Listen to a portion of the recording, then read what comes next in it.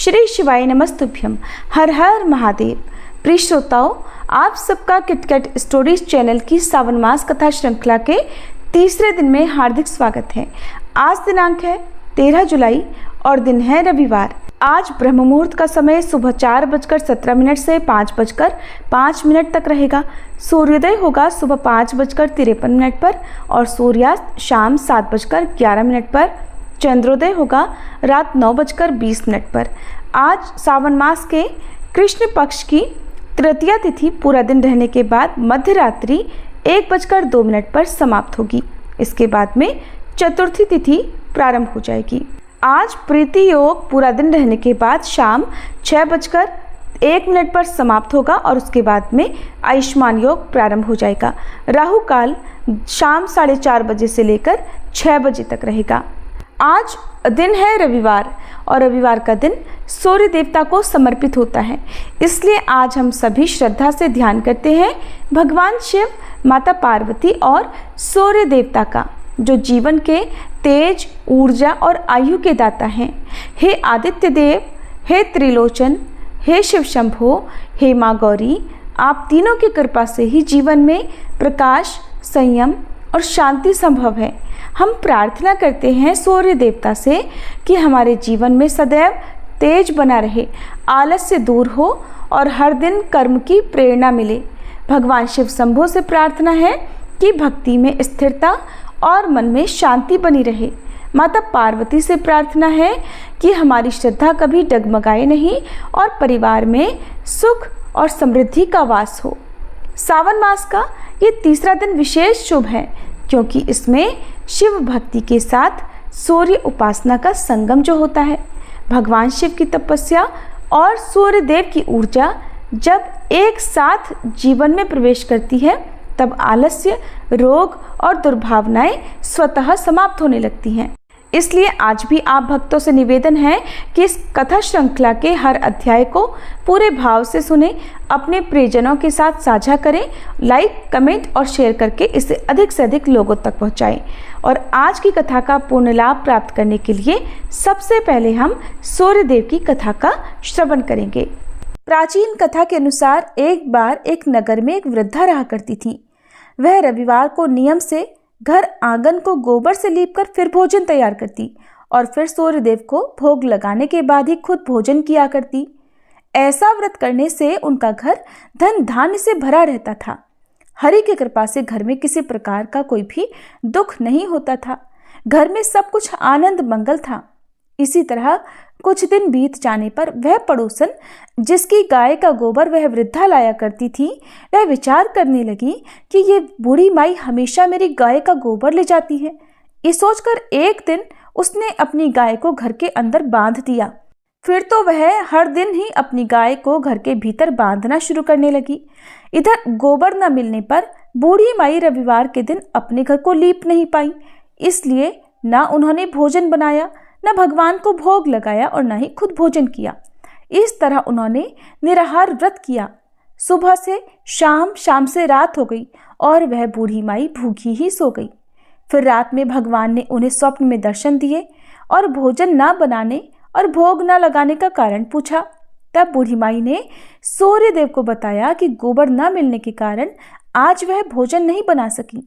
तब भगवान भास्कर ने कहा कि माता, हम तुमको ऐसी गाय देंगे जिससे सभी इच्छाएं पूर्ण हो जाएंगी, क्योंकि तुम हमेशा रविवार को गोबर से लीपकर फिर भोजन बनाती हो, भोग लगाकर ही खुद भोजन करती हो। इसलिए मैं आपसे प्रसन्न होकर आपको वरदान देता हूँ। तब सपने में भगवान का यह वरदान पाकर जब बूढ़ी माई की आंख खुली तो देखा कि आंगन में तो एक बहुत सुंदर गाय और बछड़ा बंधे हुए हैं। गाय और बछड़े को देखकर वह खुश हो गई और घर के बाहर बांधकर उन्हें खाने को चारा डाल दिया। इधर जब पड़ोसन ने बूढ़ी माई के घर के बाहर बहुत सुंदर गाय और बछड़े को देखा तो ईर्ष्या से प्रेरित होकर उसका हृदय जल उठा। और जब उसने देखा कि गाय ने तो सोने का गोबर दिया है, तो वह गाय का सोने का गोबर उठाकर ले गई और अपनी गाय के साधारण गोबर को उसकी जगह रख दिया। वह रोजाना ऐसा ही करती रही और इधर सीधी साधी बूढ़ी माई को कानों कान इसकी खबर तक नहीं होने दी। एक दिन सर्वव्यापी ईश्वर ने सोचा कि चालाक पड़ोसन की वजह से वृद्धा ठगी जा रही है, तब एक शाम उन्होंने अपनी माया से बड़े जोर की आंधी ला दी। आंधी के डर से वृद्धा ने अपनी गाय को घर के भीतर बांध दिया। जब गाय ने गोबर दिया तो वह हैरान रह गई। फिर तो वह रोजाना अपनी गाय को घर के भीतर ही बांधने लगी। उधर पड़ोसन ने देखा कि गऊ घर के अंदर बंधने लगी है और वह सोने का गोबर उठाने में कामयाब नहीं हो पा रही है, तो कुछ उपाय ना देखकर एक दिन पड़ोसन ने राजा के महल में जाकर सारी बात बता दी।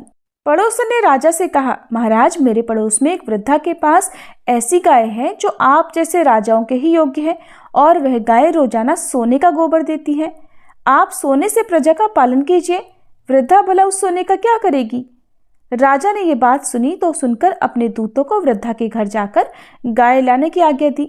वृद्धा सुबह सुबह ईश्वर को भोग लगाकर भोजन ग्रहण करने ही जा रही थी। तभी राजा के सेवक गाय खोलकर ले गए। ये देखकर वह बहुत रोई चिल्लाई, लेकिन कर्मचारियों ने एक न सुनी। उस दिन फिर वृद्धा गाय के वियोग में भोजन न कर पाई और रात भर रो रो कर भगवान से गाय को पुनः पाने की प्रार्थना करती रही। वहीं दूसरी ओर राजा गाय को देखकर बहुत प्रसन्न हुआ और सुबह जैसे ही वह उठा तो सारा महल गोबर से भरा दिखाई दिया। राजा ये देखकर घबरा गया। भगवान ने रात में राजा को स्वप्न में कहा, हे राजा, गाय वृद्ध को लौटा देने में ही तुम्हारी भलाई है। रविवार के व्रत से प्रसन्न होकर मैंने उस वृद्धा को ये गाय दी थी। सुबह होते ही राजा ने वृद्धा को बुलाकर बहुत सारा धन देकर सम्मान सहित गाय और बछड़ा उसे वापस कर दिया। इसके साथ ही पड़ोसन को बुलाकर उचित दंड भी दिया। ऐसा करने से राजा के महल की गंदगी दूर हो गई और उस दिन राजा ने नगर वासियों को आदेश दिया कि अपनी समस्त कामनाओं की पूर्ति के लिए वे सभी रविवार का व्रत रखा करें। और जब प्रजा ने रविवार व्रत का पालन करके कथा का श्रवण किया तो उन सभी के घर में सुख समृद्धि धन के भंडार भर गए। ऐसी है रविवार व्रत की महिमा। बोलिए सूर्य नारायण भगवान की जय। अब सुनिए सावन मास महात्म्य के तीसरे दिन का अध्याय। भगवान शिव देवी पार्वती से कहते हैं कि हे देवी, अपने इस आदि स्वरूप को मैंने योग बल से जाना है और स्वयं इसका निरूपण किया है। ये सोमनाथ पूर्वाह्न काल में ऋग्वेद में स्थित होते हैं, मध्याह्न में यजुर्वेद के भीतर इनकी स्थिति होती है, अपराह्न काल में सामवेद में और संध्या के समय अथर्ववेद में ये विराजमान होते हैं। मैं अंधकार से परे सूर्य के समान प्रकाशमान इस अंतर्यामी महापुरुष सोमेश्वर को जानता हूँ। इनको ही जानकर मनुष्य कभी मृत्यु को प्राप्त नहीं होता है, अर्थात मुक्त हो जाता है। मनुष्यों की मुक्ति के लिए दूसरा कोई मार्ग नहीं है। पार्वती, इस प्रकार महामहिमाशाली सोमनाथ के महात्म्य का दिग्दर्शन मात्र मैंने कराया है। श्री सूत जी कहते हैं, महर्षियों, महादेवी पार्वती ने इस प्रकार प्रभास क्षेत्र की महिमा सुनकर फिर से भगवान शंकर से पूछा, हे प्रभु, हे महादेव, हे सुरेश्वर, संपूर्ण ज्ञान से संपन्न आपको नमस्कार है। प्रभु, इस दिव्य लिंग का सोमेश्वर नाम किस समय हुआ, कृपा पूर्वक ये भी बताइए। तब भगवान शंकर कहने लगे, देवी, पूर्व काल में मैं ही स्पर्श लिंग स्वरूप से विद्यमान था। उस समय कोई भी मनुष्य यहाँ मुझे नहीं जानता था। जब प्रलय के बाद महाकल्प का आरंभ होता है और ब्रह्मा जी का भी लय होकर नूतन ब्रह्मा की सृष्टि होती है, उस समय मेरे इस दिव्य लिंग का नाम भी बदलकर दूसरा हो जाता है। अब तक 6 ब्रह्मा बदल गए हैं और अब ये 7वें ब्रह्मा चल रहे हैं। इस समय जो प्रजापति ब्रह्मा जी हैं, इनका नाम शतानंद है। देवेश्वरी, ये ब्रह्मा जब 8 वर्ष के हुए तब से लेकर मेरे इस लिंग का नाम सोमनाथ प्रसिद्ध हुआ है। बीते हुए कल्पों में जो ब्रह्मा थे उनका नाम विरिंची था। उनके समय में इन सोमनाथ का नाम मृत्युंजय था। इसके बाद दूसरे कल्प में जो दूसरे ब्रह्मा हुए वे पद्मभू नाम से विख्यात हुए। देवी, उनके समय में मेरे इस लिंग का नाम कालाग्नि रुद्र हुआ। तीसरे ब्रह्म की प्रसिद्धि स्वयंभू नाम से हुई है। उस समय सोमनाथ का नाम अमृतेश था। चौथे ब्रह्मा परमेष्ठी नाम से विख्यात हुए। उस समय उनका नाम अनामय था। 5वें ब्रह्मा सुरज्येष्ठ नाम से विख्यात हुए। उस समय सोमेश्वर देव का नाम कृत्तिवास था। 6ठे ब्रह्मा का नाम हेमगर्भ था। उनके समय में सोमनाथ का नाम भैरवनाथ रखा गया था। ये जो 7वें ब्रह्मा हैं शतानंद कहलाते हैं। इस समय मेरे इस लिंग का नाम सोमनाथ प्रसिद्ध हुआ है। इसके बाद आने वाले कल्प में 8वें ब्रह्मा चतुर्मुख नाम से विख्यात होंगे। उस समय सोमेश्वर देव का नाम प्राणनाथ होगा। इस तरह जो जो ब्रह्मा बीत जाते हैं और प्रलय के बाद पुनः जो नए ब्रह्मा उत्पन्न होते हैं, उनकी 8 वर्ष की आयु होने तक सोमेश्वर देव का एक नाम रहता है, उसके बाद वह बदल जाता है। इस प्रकार देवी, संक्षेप में मैंने तुम्हें सोमनाथ के नाम बताए हैं। तब देवी बोली, हे देवेश्वर, मनुष्य के ऊपर दया करने के लिए मैं भी आपके साथ बार बार प्रकट हुई हूँ। उस समय मेरे कौन कौन से नाम हुए हैं, कृपया ये भी बताइए। तब महादेव जी कहने लगे, आदि कल्प में तुम्हारा नाम जगन माता था, दूसरे में जगद्योनी, तीसरे में शांभवी, चौथे में विश्वरूपिणी, पांचवें में नंदिनी, छठे में गणाम्बिका और सातवें में तुम्हारा नाम विभूति हुआ है। इसी प्रकार 8वें में सुभ्रु, 9वें में आनंदा, 10वें में वामलोचना, 11वें में वरारोहा, 12वें में सुमंगला, 13वें में महामाया, 14वें में अनंता, 15वें में भूत माता, 16वें में उत्तमा और 17वें कल्प में तुम्हारा नाम पितृकल्पा प्रसिद्ध हुआ है। इसके बाद तुम दक्ष कन्या सती के नाम से प्रसिद्ध हुई। उस समय दक्ष द्वारा अपमानित होने से तुमने अपना शरीर त्याग दिया। इसके बाद वराह कल्प आने पर पुनः हिमवान ने तुम्हारी आराधना करके तुम्हें पुत्री रूप में प्राप्त किया। इसके बाद अत्यंत दुष्कर और अद्भुत तपस्या करके तुमने मुझे पति रूप में पाया और पार्वती नाम से प्रसिद्ध हुई। सुमुखी, जब तक इस कल्प का अंत होगा तब तक मैं तुम्हारे साथ कैलाश पर्वत पर क्रीड़ा करूंगा। द्वापर में महिषासुर का वध करने के लिए तुम भगवान विष्णु के साथ कृष्ण पिंगला नाम से प्रकट हुई। तब से कात्यायनी और दुर्गा आदि विविध नामों से तुम नवकोटि भेद के साथ वसुधा तल पर प्रकट हुई। सुंदरी, पूर्व काल में जो तुम्हारे कल्पानुसार नाम थे और जो भूत भविष्य और वर्तमान में तुम्हारे नाम थे, होंगे और हैं, वे सब मैंने बता दिए। उन्हें इसी प्रकार जानना चाहिए। शतानंद नाम से विख्यात जो ये ब्रह्मा जी हैं, उनके 8वें वर्ष में जो पहले मनु हुए थे और उस मनवंतर में जो प्रथम चंद्रमा थे, वे लक्ष्मी और कौस्तुभ मणि आदि के साथ समुद्र से प्रकट हुए। उन्होंने काल भैरव नाम से इस सोमेश्वर लिंग की आराधना की और बड़ी भारी तपस्या में संलग्न होकर 14 युग बिता दिए। सुंदरी, उनकी वह अद्भुत तपस्या देखकर मैं बहुत प्रसन्न हुआ और बोला कि चंद्रदेव, वर मांगो। शुभे तब उन्होंने अपने भक्तिभाव से मुझे संतुष्ट करके कहा कि प्रभु, ये ब्रह्मा जी जब तक रहें तब तक आपका नाम सोमनाथ के रूप में प्रसिद्ध रहे। मनवंतर समाप्त होने पर जो कोई भी दूसरे चंद्रमा हो, उन सब के ये सोमनाथ जी कुल देवता हो। तब मैं तथास्तु कहकर फिर से उसी शिवलिंग में ही लीन हो गया। ये मैंने सोमनाथ के गुणों को संक्षेप से बताया है। समुद्र के रत्नों की तरह सोमेश्वर के गुणों का विस्तार भी अचिंत्य है। उनकी महिमा का चिंतन भक्तों की बुद्धि बढ़ाने वाला है। मद मोहित मूर्ख मनुष्य उनके स्वरूप को कभी नहीं जान पाते। देवी ने पूछा, भगवान, जिस तेजो में लिंग का ऐसा महात्म्य है, उसकी इस क्षेत्र में कहाँ पर स्थिति है? तब महादेव जी ने कहा, देवी सुनो, वज्रणी नदी के पूर्व न्याय कुमती नदी तक 4 योजन चौड़ा और 5 योजन लंबा मेरा गर्भगृह है। इसको मैं कभी नहीं छोड़ता। पश्चिम दिशा में समुद्र के पास कृतस्मर के आगे 100 धनुष दूरी पर मेरा महाप्रभावशाली स्वयंभू लिंग स्थित है। उसमें साक्षात परमेश्वर भगवान शंकर रूप में मैं निवास करता हूँ। इसी के बीच में सोमेश्वर के चारों ओर और 14 भागों में 200 धनुष की गोलाकार कर्णिका है जो मुझे बहुत प्रिय है। उसमें जो प्राणी निवास करते हैं वे सभी पापों से शुद्ध होकर मेरे लोक में जाते हैं। जो मनुष्य सैकड़ों विघ्नों से घिरकर या बंधकर प्रतिज्ञा पूर्वक जीवन भर इस क्षेत्र में निवास करता है, वह उस परम धाम में जाता है जहां जाकर कोई भी शोक नहीं करता। जो प्रभास क्षेत्र में मरता है वह यमलोक में नहीं जाता। भयंकर कलिकाल का आगमन जानकर मैंने यहाँ रक्षा के लिए विघ्नराज गणेश जी को स्थापित किया है। ब्रह्मघाती, पातकी, ब्राह्मण द्वेषी, शिव भक्तों की निंदा करने वाले, कृतघ्न, शठ, लोक शत्रु, गुरुद्रोही, तीर्थों और मंदिरों के कंटक रूप तथा पाप परायण निंदित मनुष्य अगर इस क्षेत्र में आकर अपने प्राण त्यागते हैं तो वे 10,000 दिव्य वर्षों तक दासी पुत्र होते हैं।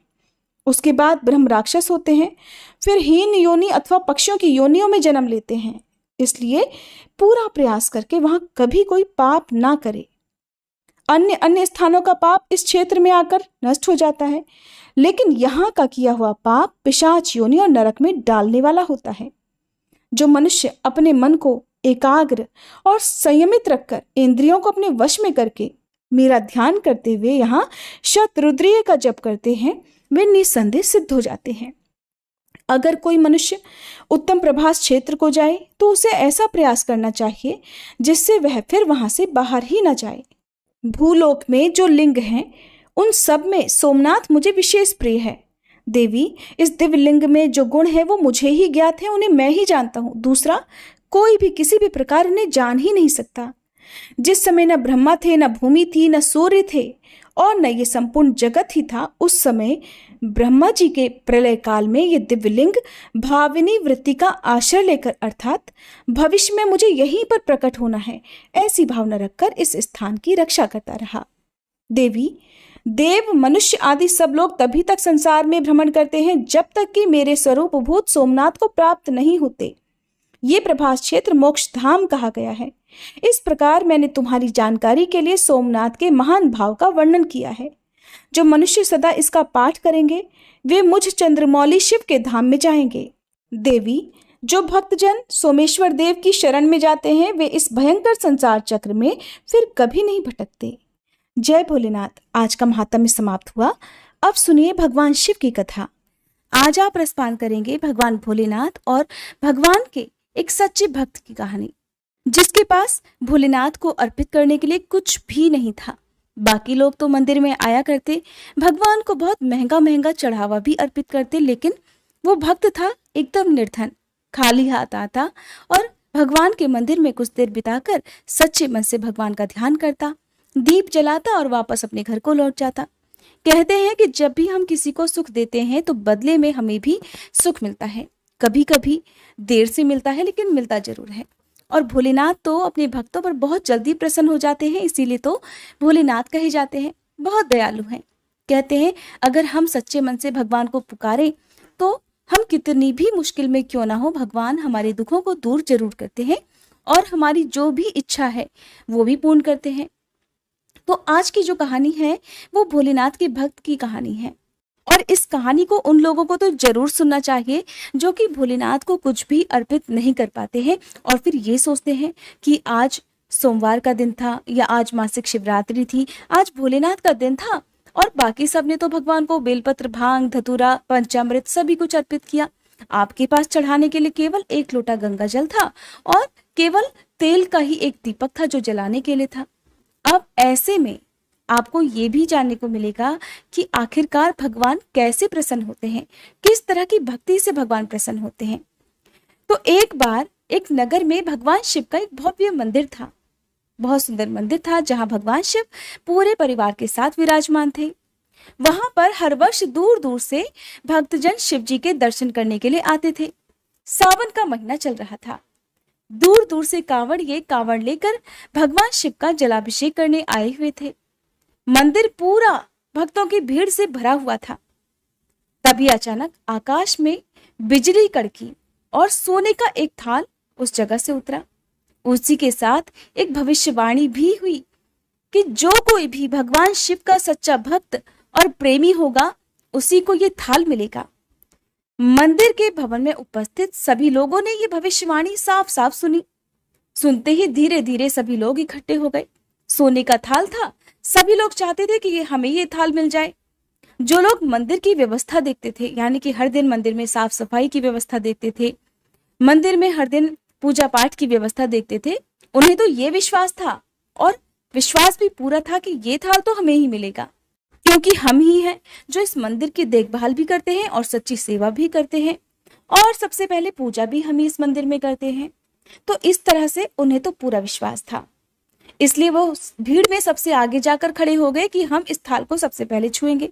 सबसे पहले एक पंडित जी आए और कहने लगे, देखिए मैं भगवान का हर दिन नियम से अभिषेक करता हूँ, अतः मैं ही भोलेनाथ का सबसे सच्चा प्रेमी और भक्त हूँ, इसलिए ये थाल तो मुझे ही मिलना चाहिए। ऐसा कहकर पंडित जी ने सोने का थाल उठाया।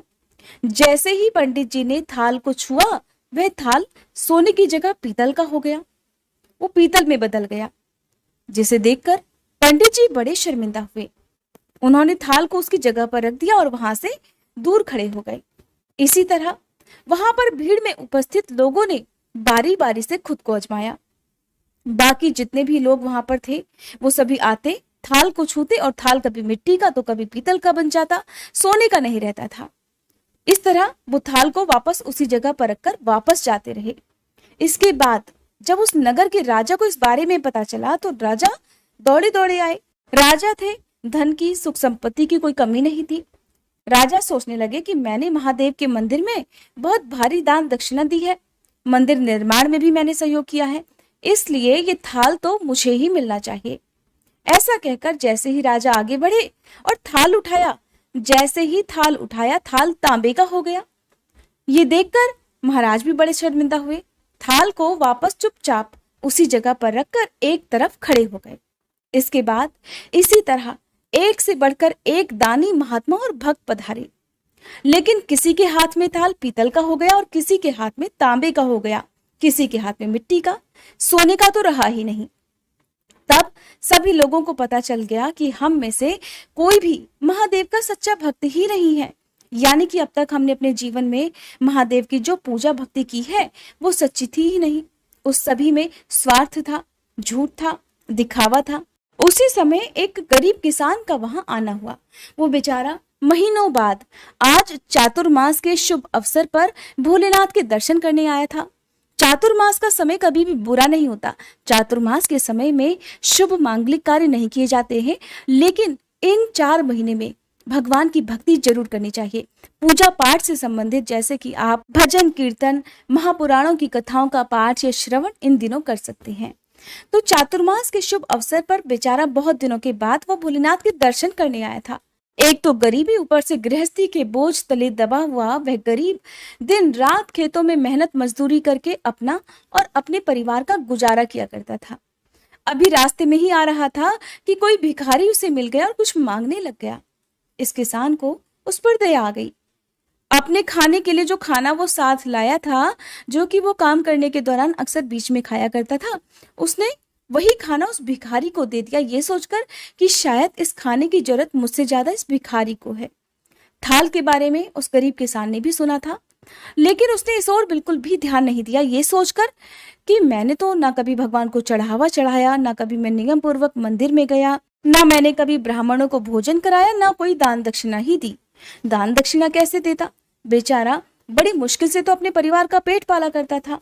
तो वह व्यक्ति सीधा मंदिर में गया और महादेव का पूजन करके बाहर आ गया। परिक्रमा करके जब वो जाने को तैयार हुआ, तभी पीछे से एक व्यक्ति बोला जो भीड़ में ही था। उसने कहा, भाई जरा तुम भी इस थाल को उठाकर देख लो, हो सकता है तुम ही वो सच्चे भक्त हो जिसके लिए ये थाल आसमान से उतर के आया है। किसान को लगा कि वो व्यक्ति उसका मजाक बना रहा है। किसान ने हंसते हुए अपना दुख छिपाते हुए कहा, भाई मैं तो कभी कोई पूजा पाठ भी नहीं करता और महीनों में एक आध बार ही मंदिर आ पाता हूँ, मैं कहाँ का सच्चा भक्त। तो वह अजनबी कहने लगा, भाई हम सभी तो देख चुके हैं, हमारी भक्ति तो बिल्कुल भी सच्ची नहीं है। अब तुम भी अपना हाथ लगाकर आजमा कर देख लो, सोने का थाल मिले या ना मिले, किंतु ये तो पता चल जाएगा कि तुम्हारी भक्ति में कितनी सच्चाई है। वहां पर उपस्थित लोगों के बहुत आग्रह करने पर आखिरकार उस भोले भाले किसान ने जाकर वो थाल उठा लिया। जैसे ही उसने थाल उठाया, लोगों के आश्चर्य का ठिकाना नहीं रहा।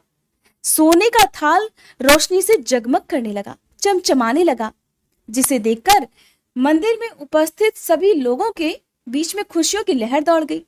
सभी लोग देखते ही देखते उस गरीब किसान के और महादेव के जयकारे लगाने लगे और पूछने लगे कि भाई तुम ही तो वो सच्चे भक्त हो, अब हमें ये भी बता दो कि आखिरकार महादेव की भक्ति कैसे करते हो, कौन सा उपाय करते हो जिससे महादेव तुमसे इतने प्रसन्न है। तो वह किसान कहने लगा, भाई मैं कोई भक्ति नहीं करता। हाथ जोड़कर कहने लगा कि मैं तो केवल दिन रात खेतों में काम करता हूँ और थोड़ा समय निकालकर अपनी सामर्थ्य के अनुसार जरूरतमंद लोगों की मदद कर दिया करता हूँ। इसके अलावा मैं कोई भी विशेष कार्य नहीं करता। लोग पूछने लगे, तो फिर बताओ तुम लोगों की मदद क्यों करते हो? किसान ने मुस्कुराते हुए कहा, दूसरों की मदद करके जब उनके चेहरे की मुस्कान देखता हूँ तो मुझे उसमें परम आनंद की प्राप्ति होती है, बहुत खुशी होती है और इतनी खुशी मिलती है कि मैं शब्दों में उसे बयान भी नहीं कर सकता। शायद यही कारण होगा कि महादेव मुझसे इतने प्रसन्न हैं। तो वहां पर उपस्थित लोगों की आंखें खुल गईं कि किस प्रकार की भक्ति सच्ची होती है। ये था आज का महात्म्य। अब सुनिए शिव चालीसा पाठ और आरती।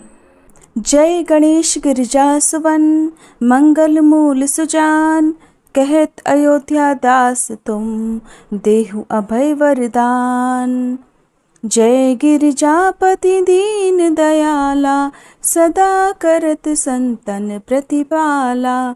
भाल चंद्रमा सोहत नीके, कानन कुंडल नाग फनी के। अंग गौर शिर गंग बहाए, मुंड माल तन क्षार लगाए। वस्त्र खाल बाघंबर सोहे, छवि को देखी नाग मन मोहे।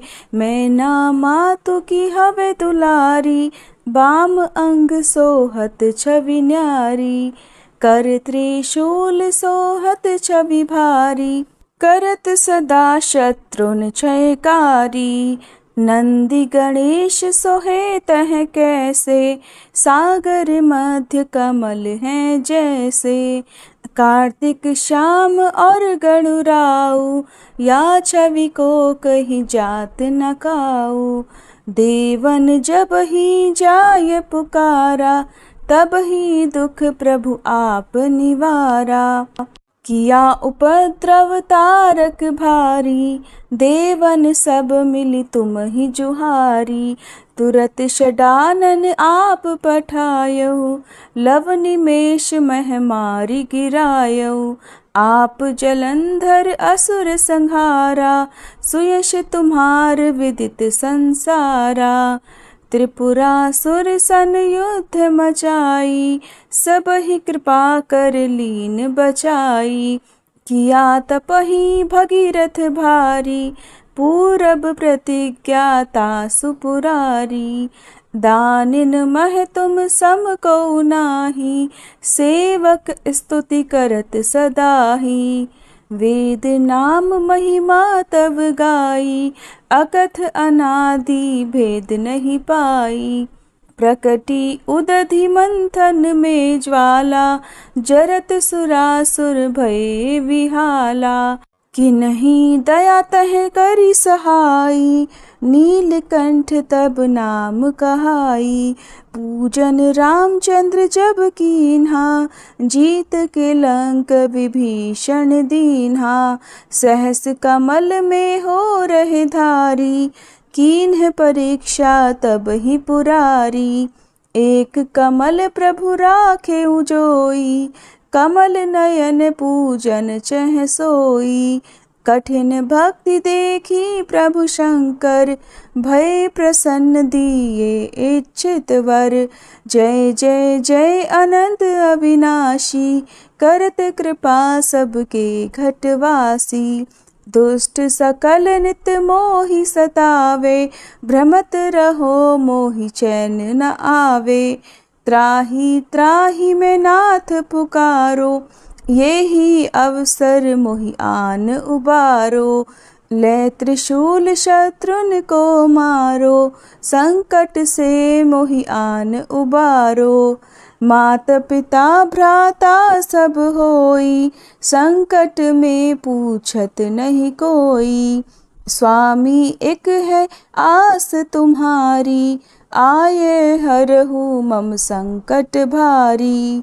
धन निर्धन को देत सदा ही, जो कोई जाचे सो फल पाही। अस्तुति के ही विधि करे तुम्हारी, क्षमहु नाथ अब चूक हमारी।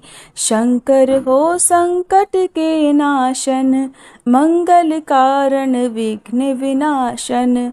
योगी यति मुनि ध्यान लगावे, शारद नारद शीश नवावे। नमो नमो जय नमः शिवाय, सुर ब्रह्मादिक पार न पाए। जो यह पाठ करे मन लाई, तापर होत है शंभु सहाई। ऋनिया जो कोई हो अधिकारी, पाठ करे सो पावनहारी। पुत्रहीन कर इच्छा जोई, निश्चय शिव प्रसाद तेहि होई। पंडित त्रयोदशी को लावे, ध्यान पूर्वक होम करावे। त्रयोदशी व्रत करे हमेशा, ताके तन नहीं रहे कलेशा। धूप दीप नैवेद्य चढ़ावे, शंकर सम्मुख पाठ सुनावे। जन्म जन्म के पाप नसावे, अंत धाम शिवपुर में पावे। कहे अयोध्या दास आस तुम्हारी, जानी सकल दुख हरहूँ हमारी। नित नेम कर प्रातः ही, पाठ करो 40। तुम मेरी मनोकामना, पूर्ण करो जगदीश। मगसर छठी है मंत्र ऋतु, संवत 64 जान। स्तुति 40 शिव ही, पूर्ण कीन कल्याण। ओम जय शिव ओमकारा, स्वामी जय शिव ओमकारा। ब्रह्मा विष्णु सदा शिव, ब्रह्मा विष्णु सदा शिव। अर्धांगी धारा, ओम जय शिव ओमकारा। एकानन चतुरानन, पंचानन राजे, स्वामी पंचानन राजे। हंसासन गरुड़ासन, वृषवाहन साजे। ओम जय शिव ओमकारा। 2 भुज 4 चतुर्भुज, 10 भुज अति सोहे। स्वामी 10 भुज अति सोहे। त्रिगुण रूप निरखता, त्रिभुवन जन मोहे। ओम जय शिव ओमकारा। अक्षमाला वनमाला, मुंडमाला धारी। स्वामी मुंडमाला धारी। चंदन मृग मद सोहे, भाले शशिधारी। ओम जय शिव ओमकारा। श्वेतांबर पीतांबर, बाघांबर अंगे। स्वामी बाघांबर अंगे। सनकादिक गरुड़ादिक, भूतादिक संगे। ओम जय शिव ओमकारा। कर के मध्य कमंडल, चक्र त्रिशूलधारी। स्वामी चक्र त्रिशूलधारी। सुखकारी दुखहारी, जग पालनकारी। ओम जय शिव ओमकारा। ब्रह्मा विष्णु सदा शिव, जानत अविवेका। स्वामी जानत अविवेका। प्रणवाक्षर में शोभित, ये तीनों एका। ओम जय शिव ओमकारा। त्रिगुण स्वामी जी की आरती, जो कोई नर गावे। स्वामी जो कोई नर गावे। कहत शिवानंद स्वामी, रटत भोलानंद स्वामी। सुख संपत्ति पावे। ओम जय शिव ओमकारा। ओम जय शिव ओमकारा। स्वामी जय शिव ओमकारा। ब्रह्मा विष्णु सदा शिव, अर्धांगी धारा। ओम जय शिव ओमकारा।